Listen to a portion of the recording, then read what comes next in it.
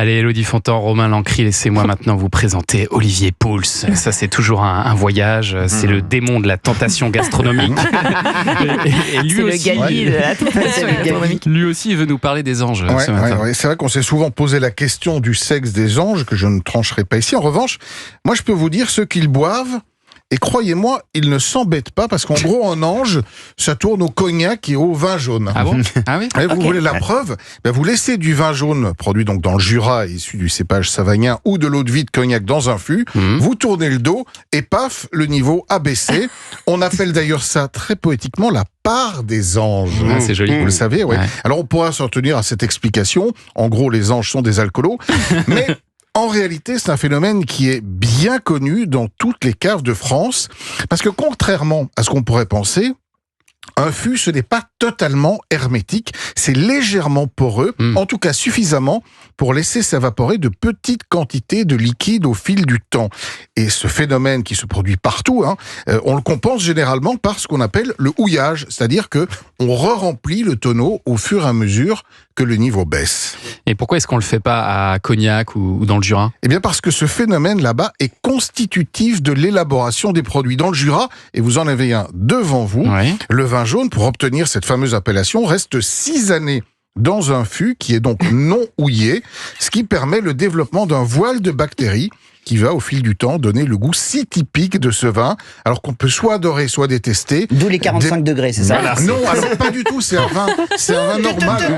C'est pas plus alcoolisé qu'un autre. Mais juste les 45 degrés. Mais juste à le respirer. Non, mais ça fait 12 degrés et demi, c'est pas plus alcoolisé qu'il est qu'un autre fort, le vin, vin. mais vous avez des notes de noix et de curry qui sont quand même assez puissantes. oui. Oui. Et alors à Cognac, par exemple, ou dans la région de l'Armagnac aussi, ça permet une évaporation partielle de l'alcool, des eaux de vie, donc pour arriver progressivement là. En revanche, au degré souhaité, soit environ 40 ou 45 degrés, il faut savoir qu'au départ, le vin qui sert à élaborer ces produits, enfin en tout cas l'alcool qui sert à élaborer ces produits, sort à 60 ou 70%. Et cette évaporation, elle représente 2 à 4% du volume par an. Ah, mais c'est une perte énorme. Bah oui, vous imaginez après 20 ou 30 ans de fût pour des très vieux cognacs. D'ailleurs, on estime que la part des anges représente chaque année l'équivalent environ de 20 millions de bouteilles par an. Ils sont plaisir, les anges. Ça picole très très sec là-haut.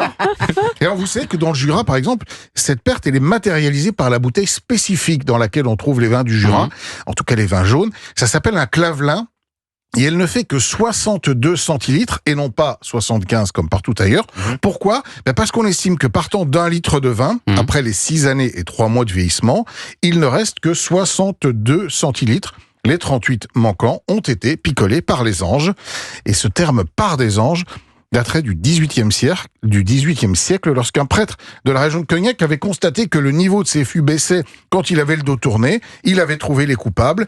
Et si vous voulez une petite anecdote amusante, rien que l'alcool qui s'évapore dans les chais de cognac nourrit un champignon qui noircit les murs et les toitures de ces chais. Il est comestible? Et durant la guerre, non, pas vraiment. On pouvait donc repérer du ciel les bâtiments dans lesquels on produisait du cognac. Et ils ont été bombardés. Ah oui, d'accord. À cause de ça. À cause des anges, de la part des anges. Ils sont terribles ces anges. Merci Olivier Pouls. Allez, dans un instant, on va